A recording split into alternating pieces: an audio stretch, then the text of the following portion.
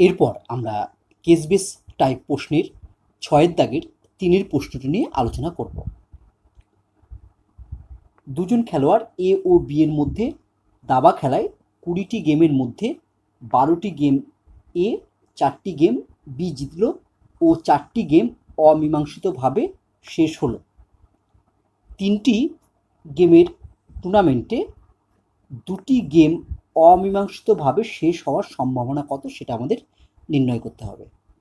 দেখো, এর আগের প্রশ্নের যে তথ্য আছে এই প্রশ্নের তথ্যগুলো একই, শুধু উত্তরটি আলাদা চাওয়া হয়েছে। কি চাওয়া হয়েছে উত্তরটি? না, 2টি গেম অমীমাংসিতভাবে শেষ হওয়ার সম্ভাবনা আমাদের নির্ণয় করতে বলেছে। তাহলে আমরা প্রথমেই ধরে নেব যে একটি গেম অমীমাংসিতভাবে শেষ হওয়ার ঘটনা হচ্ছে জেড, অর্থাৎ একটি গেম অমীমাংসিতভাবে শেষ হওয়ার ঘটনা জেড। তাহলে চলো আমরা লিখে ফেলি যে একটি গেম অমীমাংসিতভাবে শেষ হওয়ার ঘটনা জেড। তাহলে লিখতে পারি অতএব P of Z equal to কত? দেখো, আমার 20টি গেমের মধ্যে, কারণ এ আর বি এর মধ্যে 20টি গেম খেলা হয়, 4টে গেম অমীমাংসিতভাবে শেষ হয়, অর্থাৎ 4টে গেম ড্র হয়। যেহেতু 20টি গেমের মধ্যে 4টে গেম ড্র হয়, তাই একটি গেম ড্র হওয়া বা অমীমাংসিতভাবে শেষ হওয়ার সম্ভাবনা হবে 4/20 ইকুয়াল টু, এটা ক্যালকুলেশন করলে আমরা পাবো 1/5। তাহলে বলো তো অতএব পি অফ জেড তার কমপ্লিমেন্ট কী হবে?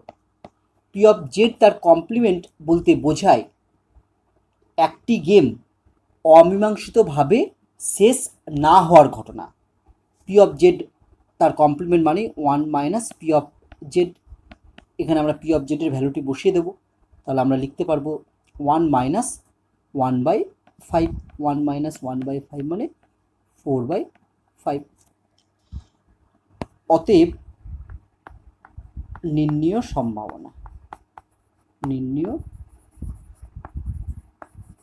সম্ভাবনা ইকুয়াল টু, দেখ আমাকে কি নির্ণয় করতে হবে? না, 2টি গেম অমীমাংসিতভাবে শেষ হওয়ার সম্ভাবনা, অর্থাৎ 3টে গেমের মধ্যে 2টো গেম ড্র হওয়ার সম্ভাবনা নির্ণয় করতে হবে।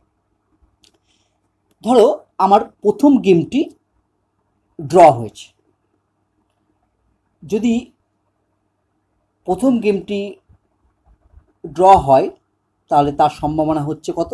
না, প্রথম গেম ড্র হলে তার সম্ভাবনা হচ্ছে 1/5 ইন্টু, আবার ধরো আমি বলছি দ্বিতীয় গেমও ড্র হয়, তাহলে তার সম্ভাবনা হচ্ছে 1/5। তাহলে বলছে 2টো গেম হবে ড্র, তাহলে প্রথম এবং দ্বিতীয় গেমটি ড্র হয়েছে, তাহলে তৃতীয় গেমটি ড্র হবে না। তাহলে তৃতীয় গেমটি ড্র না হওয়ার সম্ভাবনা কত? তৃতীয় গেমটি ড্র না হওয়ার সম্ভাবনা হচ্ছে ইন্টু 4/5।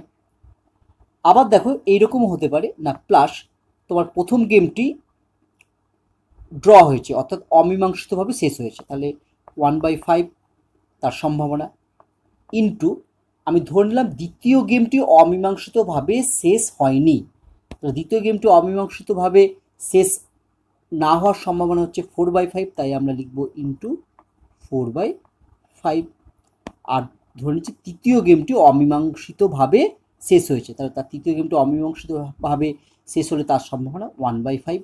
অর্থাৎ এক্ষেত্রে দেখো প্রথম এবং তৃতীয় গেমটি অমীমাংসিতভাবে শেষ হয়েছে আর দ্বিতীয় গেমটি অমীমাংসিতভাবে শেষ হয়নি। আর এক্ষেত্রে কি হয়েছিল? এক্ষেত্রে প্রথম এবং দ্বিতীয় গেমটি অমীমাংসিতভাবে শেষ হয়েছিল, তৃতীয় গেমটি অমীমাংসিতভাবে শেষ হয়নি। আর কি ঘটতে পারে? আবার দেখো এরকমও ঘটতে পারে, না প্লাস প্রথম গেমটি অমীমাংসিতভাবে শেষ হয়নি, তাহলে তার সম্ভাবনা হচ্ছে 4/5 ইন্টু দ্বিতীয় গেমটি অমীমাংসিতভাবে শেষ হয়েছে, তাহলে ইন্টু 1/5। আবার তৃতীয় গেমটিও অমীমাংসিতভাবে শেষ হয়েছে ইন্টু 1/5। তাহলে দেখো এক্ষেত্রে কি হলো? না এক্ষেত্রে প্রথম গেমটি অমীমাংসিতভাবে শেষ হয়নি, কিন্তু দ্বিতীয় আর তৃতীয় এই দুটো গেম অমীমাংসিতভাবে শেষ হয়েছে। তাহলে এটাকে ক্যালকুলেশন করলেই যে মান পাবো সেটি হলো দুটি গেম অমীমাংসিতভাবে শেষ হওয়ার সম্ভাবনা। চলো এটাকে যদি আমরা ক্যালকুলেশন করি তাহলে দেখি কত পাই। ইকুয়াল টু, এটাকে গুণ করলে আমরা পাবো, দেখো 4/125 প্লাস এটাকেও গুণ করলে আমরা পাবো 4/125 প্লাস এটাকেও গুণ করলে আমরা পাবো 4/125 ইকুয়াল টু, এগুলো সব যদি যোগ করি তাহলে আমরা কত পাবো না 12/125। তাহলে আমার এটাই হচ্ছে অ্যান্সার, 12/125 অর্থাৎ 12/125। তাহলে দেখি সঠিক বিকল্প কোনটি, না সঠিক অ্যান্সার হবে এ।